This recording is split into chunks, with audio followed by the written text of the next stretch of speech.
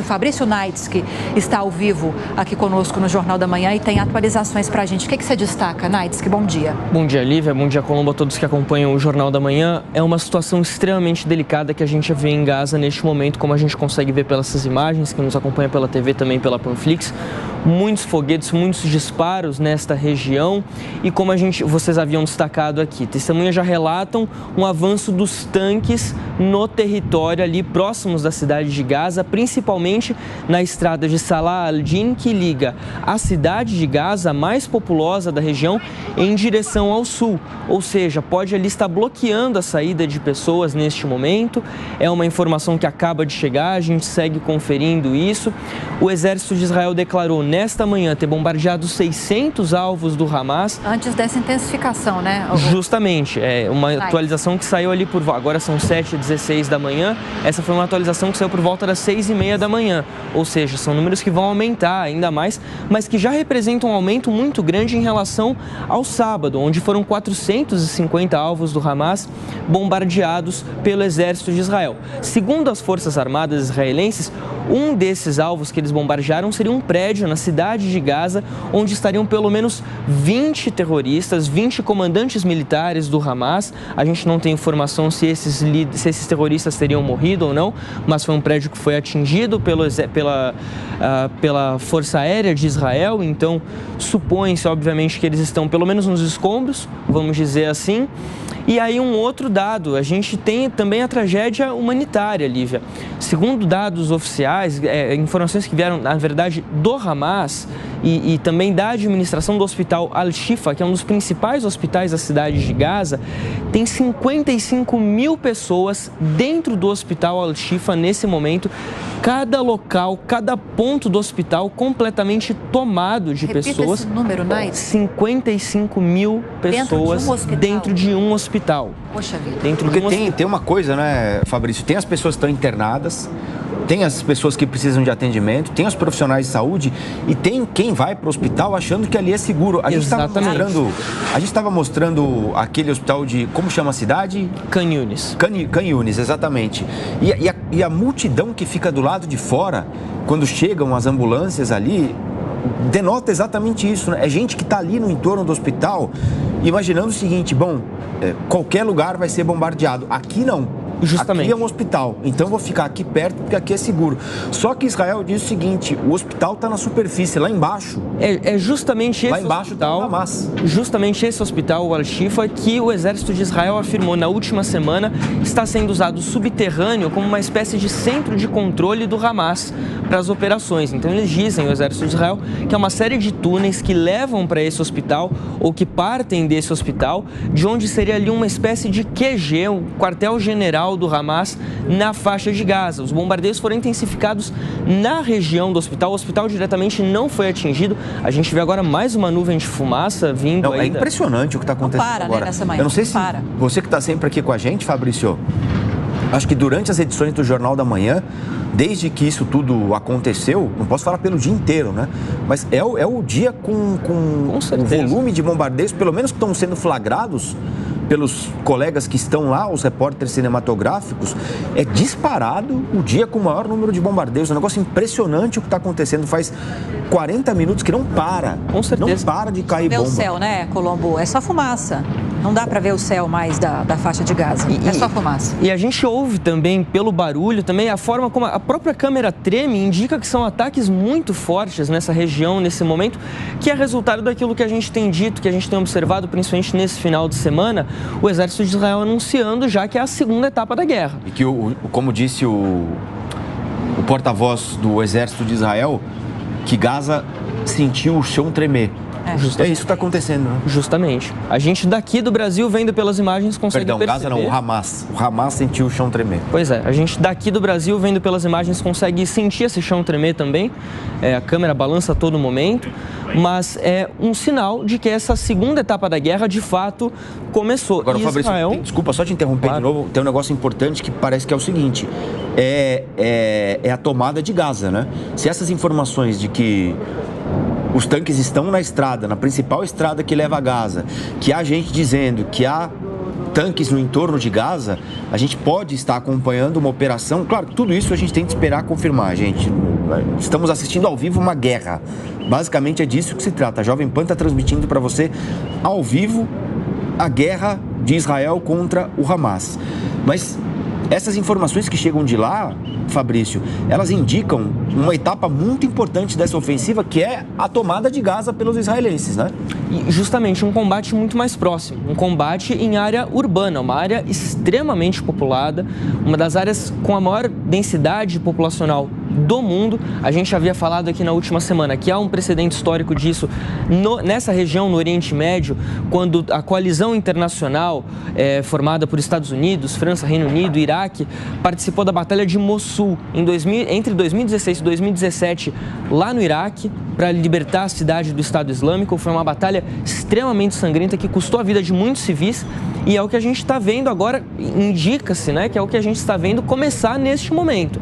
Um avanço, e como já havia declarado o próprio premier Benjamin Netanyahu, que o exército de Israel está aí para uma longa batalha. Uma batalha que não tem previsão de acabar tão cedo. Embora a gente saiba, o exército de Israel é muito mais forte, tem muito mais tecnologia do que o Hamas, do que qualquer grupo terrorista que esteja ali na área, mas ainda assim há uma expectativa de que essa seja uma batalha que dure muito tempo, porque o Hamas conhece essa área como poucos, diria até como ninguém.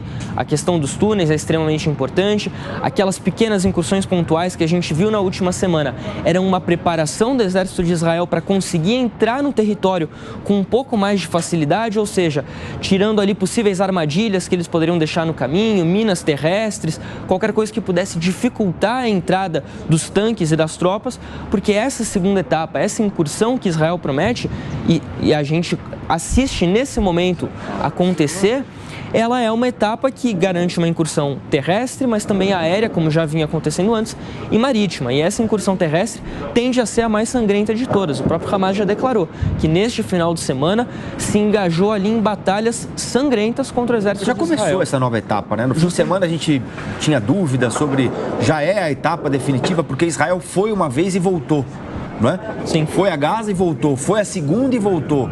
A terceira, depois de sexta, não teve volta, só está tendo avanço. E a gente está assistindo agora, repito, às 7h23, horário de Brasília, 1h23, horário local, aparentemente a operação de Israel tentando tomar o controle de Gaza. Porque os relatos são de bombardeios no entorno de Gaza, os relatos são de tanques chegando a Gaza, os relatos são da principal estrada que leva a Gaza com um comboio de tanques, de veículos militares das forças de Israel.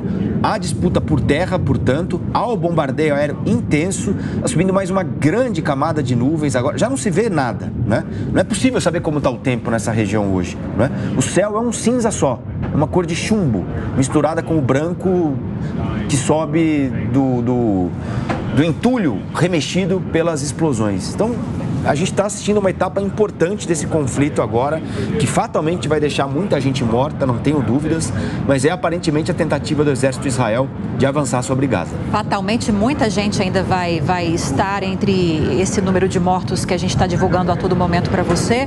O último que a gente divulgou, 9.405, 1.400 em Israel, 8.005 na faixa de Gaza. Já o Naitsky vai trazer mais informações. Peço para você continuar aqui, Naitsky. Só para eu chamar os nossos comentaristas do dia, Amanda Klein, Cláudio Dantas conosco nesta manhã de segunda-feira, manhã difícil. Bom dia para vocês. Amanda, a gente tem que analisar dois pontos principais. Agora, 7h24.